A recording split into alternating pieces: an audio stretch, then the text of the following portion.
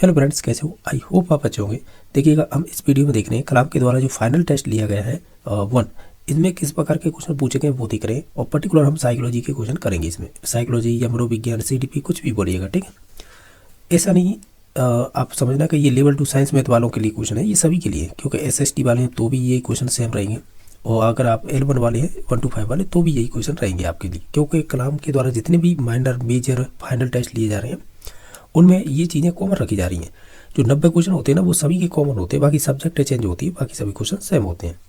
तो इसमें 150 क्वेश्चन है, केवल हम 30 क्वेश्चन कर रहे हैं जो मनोविज्ञान के, बाकी क्वेश्चन भी करेंगे। तो आप देखते चलिएगा। और ये जो सभी क्वेश्चन है ना, जो 2024 का जो सिलेबस आया था ना, नोटिफिकेशन आया था कि रीट का न्यू सिलेबस, तो उसी के बेस्ड पर ये क्वेश्चन सभी रहेंगे और आप खुद भी अनुभव करेंगे। बहुत ही सिंपल क्वेश्चन है, आप करोगे तो आपको फील होगा कि हाँ, इस प्रकार के क्वेश्चन बन सकते हैं और इसी प्रकार के क्वेश्चन आने भी चाहिए, क्योंकि सिलेबस बेस्ड क्वेश्चन है और सभी आसानी क्वेश्चन है, ठीक है। तो देखते चलिएगा। जो पहला क्वेश्चन है कि आंखों का रंग चेहरे की विशेषताएं आदि आमतौर पर किस चीज़ से प्रभावित होती है? आंखों का रंग हो या चेहरे की विशेषता हो या आपका लंबा कद हो या आप बौने हैं, मोटे हैं, पतले, ये सभी चीज़ें हमारे वंशानुक्रम से संबंधित होती है। वंशानुक्रम मतलब वो हेरिडिटी मतलब जो भी हमारे पेरेंट्स हैं उनके गुण हमारे अंदर आ जाना, वही चीज़ है, ठीक है। तो ऑप्शन नंबर 2 सही हो जाएगा। नेक्स्ट देखिएगा कि क्रेस्मर के अनुसार व्यक्तित्व का प्रकार नहीं है। अगर आप देखेंगे तो वो हो जाएगा सैद्धांतिक पर किसका है? ये स्प्रेंजर, आपने नाम सुना होगा, तो उनके प्रकार में आता है ये। कौन सा? सैद्धांतिक, ठीक है। बाकी क्रेस्मर की बात करें तो इन्होंने 4 प्रकार बताए थे और ये मैंने याद कर रखे हैं आपदा के नाम से। देखिएगा, ई का मतलब होता है एस्थेनिक, पी का मतलब होता है पिकनिक, डी का मतलब होता है, देखिएगा इसका प्रोनाउंसिएशन अपने हिसाब से कर लेना। मैं इसे देखो स्पेलिंग देखिए, इसे मैं बोलता हूँ डिस्प्लास्टिक और यहाँ पर देगा टाइप प्लास्टिक, कोई की बात है, ठीक है। प्रोनाउंसिएशन का फर्क होता है, बाकी बात एक ही है। एक बच रहा है ए, तो इसका मतलब होता है एथलेटिक, समझ गए ना। ये सभी है, इसी में आ जाएंगे चारों प्रकार। ये 4 प्रकार बताए थे कैसे बन रहे व्यक्तित्व के, पिकनिक और एस्थेनिक, डाइप्लास्टिक, एक और बच रहा है एथलेटिक।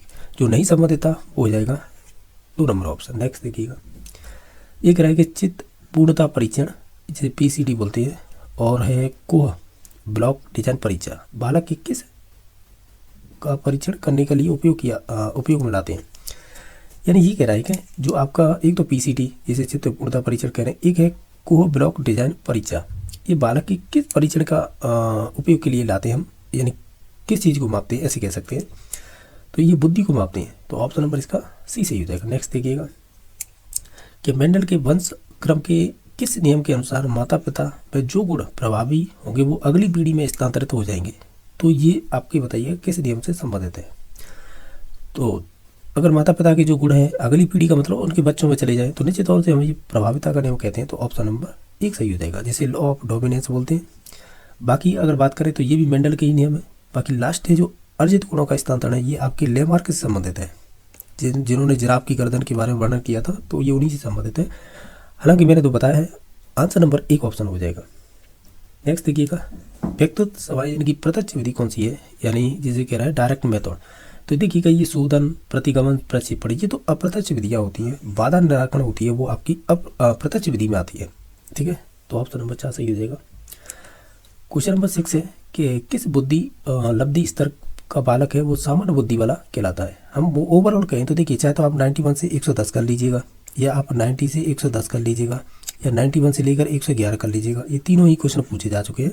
तो ये 90 से 109 दे रखा है ना, तो ये भी राइट आंसर हो जाएगा, क्योंकि सामान्य बुद्धि वाले या एवरेज बच्चे होते हैं उनकी बुद्धि लब्धि की रेंज यही होती है। चाहे आप टर्मन की जो बुद्धि लब्धि की सारणी दी रखी है उससे भी पढ़ सकते हैं, या अन्य मनोवैज्ञानिक ने भी दी है, तो रेंज हमें यही बताते हैं, तो ऑप्शन नंबर सी सही हो जाएगा। नेक्स्ट देखिएगा, 7 नंबर क्वेश्चन है कि निम्नलिखित में से कौन सी विशेषता है वो अभिप्रेरणा के बारे में सही नहीं है? देखिएगा, अभिप्रेरणा व्यक्ति का व्यवहार लक्ष्योन्मुख होता है या लक्ष्योन्मुखी होता है, तो ये बात सही है। अभिप्रेरित व्यवहार में निरंतरता होती है, ये भी बात सही है। अभिप्रेरित व्यवहार की प्रकृति है हमेशा कठोर होती है, ये वाला गलत है। कठोर मतलब रिकट कह रहा है यहाँ पे, देखिएगा ये गलत होता है, नेगेटिव पॉइंट होता है, ऐसा नहीं होता, कठोर नहीं होती है हमेशा। तो आंसर हमारा यही हो जाएगा। बाकी अभिप्रेरणा मनुष्य में ऊर्जा परिवर्तन करती है, तो ये बात सही थी, गलत हो जाएगा 3 नंबर ऑप्शन। नेक्स्ट देखिएगा, क्वेश्चन नंबर है 8, कैटल का संस्कृति मुक्त बुद्धि परीक्षण एक प्रकार का कैसा है? तो ये अशाब्दिक हो जाएगा, ठीक है। तो ऑप्शन नंबर 3 सही हो जाएगा। ये जो अनएजुकेटेड होते हैं ना, या ऐसे बोल सकते हैं जो पढ़े लिखे नहीं है, उनके लिए था कैटल का संस्कृति मुक्त बुद्धि परीक्षण। ठीक है, ये कहीं पर भी किसी भी संस्कृति पर लागू किया जा सकता है। तो ऑप्शन नंबर इसका सी सही हो जाएगा। नेक्स्ट देखिएगा, यह 3 नंबर ऑप्शन हो जाएगा सही। क्वेश्चन नंबर 9 देखिएगा, निम्नलिखित में से कौन सा कथन है वो व्यक्तिक भिन्नता के संदर्भ में सही नहीं है, यानी जो गलत है वो चूज करना है। देखिएगा, कोई भी दो व्यक्ति पूर्णतः समान नहीं हो सकते, ये बात तो सही है। व्यक्तिक भिन्नता अलग अलग चित्रों से संबंधित हो सकती है, ये भी बात सही है। व्यक्ति भिन्नता विकास के विभिन्न आयामों को प्रभावित करती है, ये भी बात सही। तो गलत हो जाएगा 4 नंबर। ये कह रहा है व्यक्ति भिन्नता केवल आनुवंशिकता के कारण होती है, केवल की वजह से गलत हुआ है, क्योंकि आनुवंशिकता के साथ साथ ये आपकी गुणात्मक भी होती है। एक से अगर गुणात्मकता गलत बता दिया मैंने, ये होगा वातावरण, यानी कह सकते हैं आनुवंशिकता और ये मल्टीप्लाई होती है वातावरण की। क्या? व्यक्ति भिन्नता केवल आनुवंशिकता के कारण नहीं होगी, आपकी वातावरण के साथ भी होती है। ठीक है, इन दोनों का ही अंतर संबंधित बोल सकते हैं या गुणात्मक बोल सकते हैं, ये दोनों से ही संबंधित होगी, सिंपल सा है, केवल एक से नहीं होगी, बस ये कहना है। ठीक है, नेक्स्ट देखिएगा, क्वेश्चन नंबर 10 देखिएगा, सृजनशीलता से संबंधित है, इसमें से बताइए विशेषता। देखिएगा, अगर आप सभी को देखेंगे तो कहीं ना कहीं हमारी जो डाइवर्जेंट थिंकिंग होती है ना, अपसारी सोच, उससे संबंधित होती है। ऑप्शन नंबर इसका 2 सही हो जाएगा। एक क्वेश्चन और आता है कि जो प्रतिभाशाली की फिर किस प्रकार की बुद्धि संबंधित होगी विशेषता प्रतिभाशाली, तो ये भी क्वेश्चन पूछा गया है। तो ये ध्यान रखना, प्रतिभाशाली होते हैं वो अविचारी चिंतन से संबंधित होते हैं, ये भी क्वेश्चन पूछा जाता है, तो ध्यान रखना है। नेक्स्ट देखिएगा, स्टर्नबर्ग की बुद्धि के घटकों में निम्न शामिल नहीं होता है, तो रॉबर्ट स्टर्नबर्ग बोलते हैं इन्हें। तो इन्होंने 3 प्रकार बताए थे, या बुद्धि के 3 घटक बताए थे, तो वो थे देखिएगा, विश्लेषणात्मक, रचनात्मक, व्यवहारिक। जो द्रव्य आसूचना है ना, आसूचना, ये वाली नहीं बताई थी, तो इसका ऑप्शन नंबर 2 सही हो जाएगा। या तो कंपोनेंशियल बोल सकती है, एक्सपीरियंशियल और आपके कॉन्टेक्चुअल, तो ये 3 प्रकार बताए थे, ये वाला नहीं बताया था, 2 नंबर ऑप्शन। क्वेश्चन नंबर 12 देखिएगा, किस अवस्था को संग्रह करने की प्रवृत्ति के साथ साथ दल आयु भी कहा जाता है।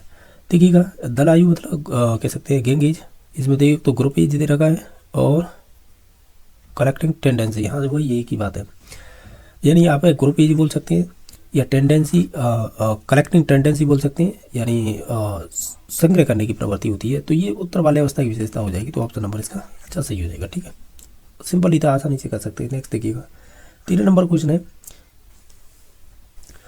इसमें से हमें सत्य बताना है।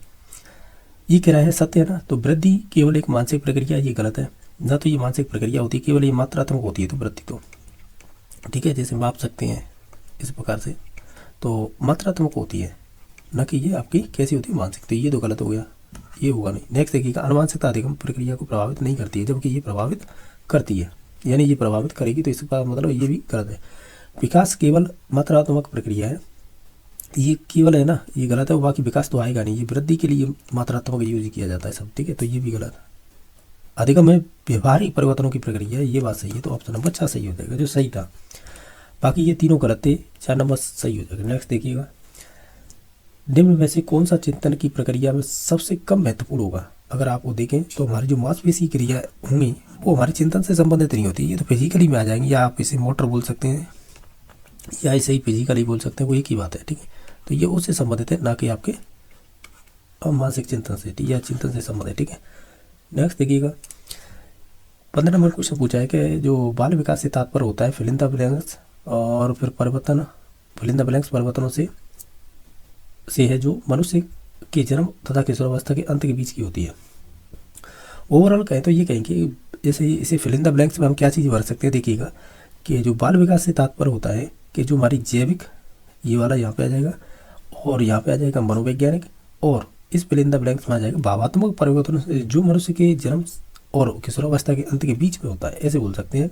बाकी ये गुणात्मक हो सकता है, अनुभवजन्य हो सकता है, लेकिन मात्रात्मक नहीं होगा। यानी ओवरऑल ये सभी गलत दे रखे हैं, यही सही सटीक था जो इन फिल इन द ब्लैंक्स में आएगा, तो ऑप्शन नंबर इसका 1 सही हो जाएगा। क्वेश्चन नंबर नेक्स्ट देख लेते हैं, जो है 16 नंबर है। देखिएगा ये क्या पूछा है, ये कह रहा है कि पिछड़े या वंचित बालक कौन होते हैं, तो वो होंगे जो धीमी गति से सीखने वाले होंगे, तो ऑप्शन नंबर 1 सही हो जाएगा। नेक्स्ट देखिएगा, परीक्षा में नकल करने वाले एक विद्यार्थी का कहना है कि सभी परीक्षा में नकल कर रहे थे, तो विद्यार्थी द्वारा प्रयुक्त समायोजन की युक्ति कौन सी है। तो कहीं ना कहीं वो दूसरों पर प्रत्यारोपण कर रहा है, यानी अपनी चीज़ें छुपाने के लिए दूसरों को भी आरोपित बता रहा है। तो नीचे तौर से हम ये कहेंगे वो दूसरों पर गलतियों को डाल रहा है, यानी कह सकते हैं नकल करने वाले एक विद्यार्थी का कहना कि सभी परीक्षा में नकल कर रहे थे, विद्यार्थी द्वारा जो भी समायोजन की युक्ति उपयोग में ली जा रही है वो प्रक्षेपण हो जाएगी। तो ऑप्शन नंबर इसका सी सही हो जाएगा। या अपनी गलतियों को दूसरों पर डालना, वो चीज़ें भी इसी में इंक्लूड होती है प्रक्षेपण में। नेक्स्ट देखिएगा, कौन सा परीक्षण है जो 10 मापनियों में व्यक्त किया गया है जो प्रत्येक व्यक्ति या व्यक्तित्व की अलग अलग वैल्यू को मापता है? तो वो हो जाएगी MPPI। यानी ऑप्शन नंबर 1 सही हो जाएगा। TAT अलग चीज़ है, ये भी अलग है, यानी ये तीनों है ना, आप ऐसे कह सकते हैं ये प्रक्षेपी वाली है, ठीक है। और MPPI ये अप्रक्षेपी में चली जाएगी, ठीक है। तो इस प्रकार ऑप्शन नंबर 1 सही हो जाएगा। नेक्स्ट देखिएगा कि कुछ मामलों में बच्चे अपने माता पिता की तुलना में कुछ कम मानसिक योग्यता दिखलाते हैं तथा ठीक उल्टा दृश्य भी दिखाई पड़ता है। पंचम क्रम का ये नियम कौन सा होता है? देखिएगा, अगर आप इन सभी ऑप्शनों को ध्यान से देखेंगे ना तो ऑप्शन नंबर 1 सही हो जाएगा। प्रत्यागमन का नियम होता है, जिसे आप रिग्रेशन बोलते हैं। ये आपके सोरेनसन ने दिया था और ये बहुत सी बार पूछा हुआ क्वेश्चन है। देखिएगा, अगर माता पिता से विपरीत गुणों वाला कोई बच्चा में गुण देखने को मिलते हैं तो निश्चित तौर से हम उसे प्रत्यागमन का नियम कहते हैं। अगर उसमें कुछ थोड़ी बहुत भिन्नता होगी तो फिर हम उसे भिन्न गुणों वाला बोलेंगे, ठीक है। और अगर समानता होगी तो समानता का नियम। ये सभी है सोरेनसन से संबंधित है, जो भी बात कही गई है इस स्टेटमेंट में, ठीक है। तो ऑप्शन नंबर 1 सही हो जाएगा। नेक्स्ट देखिएगा, ये कह रहा है कि पॉल और कोस्टा एवं रॉबर्ट मैक्रे द्वारा प्रतिपादित व्यक्तित्व के मॉडल में वर्णित कारक कौन से हैं? तो आप इन्हें पढ़ेंगे तो ये सभी हो जाएंगे, चाहे वो अनुभव के लिए खुलापन हो, या बहिर्मुखता हो, या आपकी स्वयं गतिशीलता हो, या आपकी तंत्रकता हो, या आपकी अंतर्विवेकशीलता हो, ये सभी संबंधित हो जाएंगे। तो ऑप्शन नंबर 4 सही हो जाएगा। ये कह रहा है कि पियाजे के संज्ञानात्मक सिद्धांत के अनुसार औपचारिक सक्रियात्मक अवस्था कौन सा चरण होगा? ये तो ये चौथा ही होगा, क्योंकि लास्ट स्टेज की बात कर रहा है, औपचारिक यानी फॉर्मल ऑपरेशनल स्टेज की बात कर रहा है। तो ऑप्शन नंबर 4 सही हो जाएगा। नेक्स्ट देखिएगा, ये कह रहा है डिसलेक्सिया से संबंधित है। तो डिसलेक्सिया यानी लर्निंग डिसेबिलिटी है, तो ये पढ़ने से संबंधित होगी। तो ऑप्शन नंबर 1 सही हो जाएगा, ये पढ़ने से संबंधित समस्या। बाकी गणितीय से संबंधित हो जाएगी कैलकुलिया, लेखन संबंधी हो जाएगी डिस्ग्राफिया, वाक संबंधी विकार होगा अफेसिया। तो इस प्रकार ये संबंधित होती है, हालांकि संबंधित एक थी जो सही आंसर था। क्वेश्चन नंबर आपका नेक्स्ट है जो 23 नंबर है कि निम्नलिखित में से कौन सा थॉर्नडाइक द्वारा प्रदत्त अधिगम का प्राथमिक नियम होगा? अगर ओवरऑल सभी ऑप्शनों को देखें तो वो हो जाएगा तत्परता का। बाकी जो नियम दे रखे हैं ये आपके गॉड कह सकते हैं, या आप इसे गॉड का मतलब, और या इसे पूरक नियम भी बोल सकते हैं, सप्लीमेंट्री, और दूसरे नियम भी बोल सकते हैं। तो ये 5 नियम थे, जिनमें से 3 दे रखे हैं, साचार परिवर्तन का नियम, बहु अनुक्रिया का नियम, आंशिक क्रिया का नियम, ठीक है। बाकी जो मुख्य नियम में आता है, या प्रथम नियम में आता है, या प्राथमिक नियम बोल सकते हैं, ये आता है तत्परता। और भी आते हैं 3 है ये मुख्यतः, एक तो तत्परता, एक प्रभाव का, एक होता है आपका तत्परता, प्रभाव, अभ्यास। ये 3 आते हैं मौके में। बाकी सभी 5 नियम आते हैं, वो आते हैं गौड़ में, जिनमें 3 ये दे रखे हैं। क्वेश्चन नंबर देखिएगा 24 कि RT एक्ट 2009 की धारा 16 फर्स्ट के तहत कौन सी कक्षा में नियमित परीक्षा लेने का प्रावधान किया गया है? यानी नियमित परीक्षाएं, तो ये संबंधित होगी कक्षा 5 से लेकर 8 के मध्य में, यानी 5 व 8 में कही गई है। तो ऑप्शन नंबर 4 सही हो जाएगा। नेक्स्ट देखिएगा, सीखने के प्रतिफल होते हैं, तो हम ये कहेंगे जो अगर इनमें से देखे सभी ऑप्शनों को ध्यान से, ये अच्छा क्वेश्चन था, और ये हो जाएगा कक्षा वार या विषयवार। तो ऑप्शन नंबर सी सही हो जाएगा। नेक्स्ट देखिएगा 26 नंबर क्वेश्चन है, क्रियात्मक अनुसंधान का उद्देश्य क्या होता है?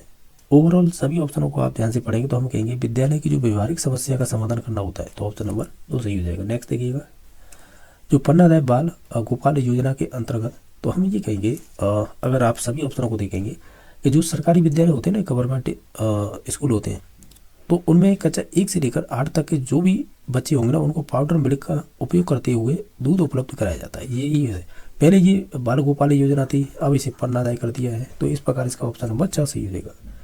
नेक्स्ट देखिएगा कि राष्ट्रीय पाठ्यचर्या की रूपरेखा 2005 किसके द्वारा विकसित की गई थी? तो वो की गई थी NCERT के द्वारा। इसकी स्थापना 1961 में की गई थी। नेक्स्ट देख लेते हैं कि राष्ट्रीय शिक्षा नीति 2020 में जो प्रीपेरेटरी स्टेज है ना, किस आयु वर्ग की शिक्षा के लिए डिजाइन की गई थी?